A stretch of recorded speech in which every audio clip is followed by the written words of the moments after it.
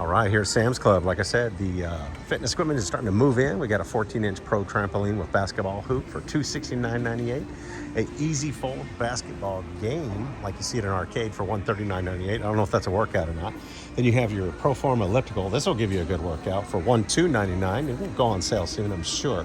Then you've got your iFit Pro bike here, the bike right here. These are great bikes. You can get a 20-minute workout, like big time if you do it right.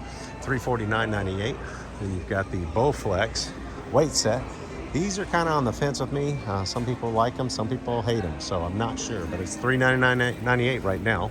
And then you've also got your Proform Carbon T14 treadmill, and that is a good treadmill right here, including the screen on top there, so you can do your manual.